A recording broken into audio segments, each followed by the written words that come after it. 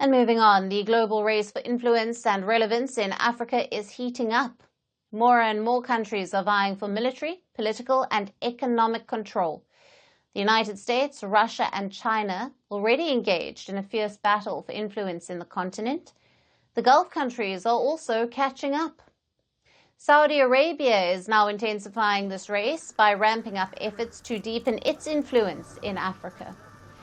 In the latest, the kingdom has announced plans to expand its diplomatic and economic footprint across Africa. Riyadh's new Africa package includes $25 billion in new investments and the opening of more than 40 embassies in the coming years. Saudi Arabia's Deputy Minister of Foreign Affairs, Walid Al-Khereiji, made these announcements at the annual Africa Day celebration held in Riyadh.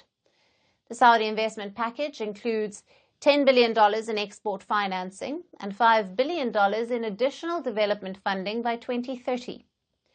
Historically, Saudi Arabia has been providing support to Africa for development and humanitarian efforts. Riyadh has already provided over $45 billion in aid and development projects to 54 African countries.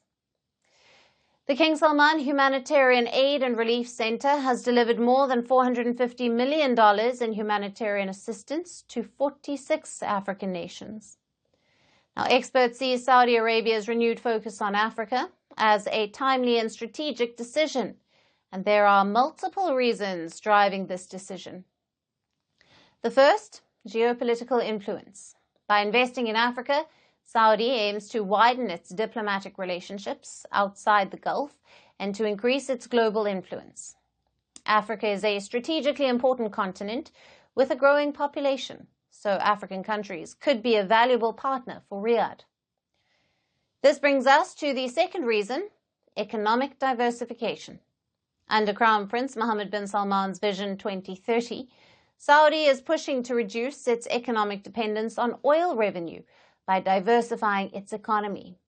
Investing in African economies like agriculture, mining, and technology provides new revenue sources and opportunities for Saudi Arabia.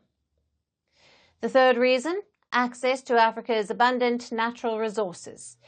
Entering African economies means securing long-term access to their natural resources like critical minerals. Now, the fourth is Saudi Arabia's push to play peacemaker. Once a global pariah, Riyadh in recent years has been positioning itself as a peacemaker in West Asia and beyond. Given Africa's coups and conflicts, especially in the west of the continent and the Sahel, Riyadh could position itself to be the peacemaker by pushing to de-escalate conflicts and to foster regional stability. And fifth, regional rivalry.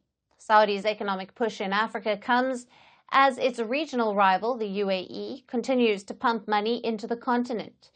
The UAE has turned into a dominant player in the continent, with military aid, security cooperation, and heavy investments, including the building of ports. So Saudi Arabia is gearing up to not fall behind its rival. Now, as countries scramble for strategic influence in Africa, it remains to be seen who wins the race and who falls behind.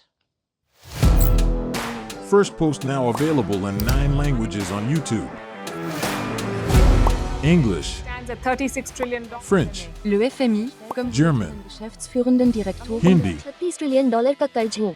Indonesian, Pemerintah tanpa pemeriksaan. Italian, Kali radikali.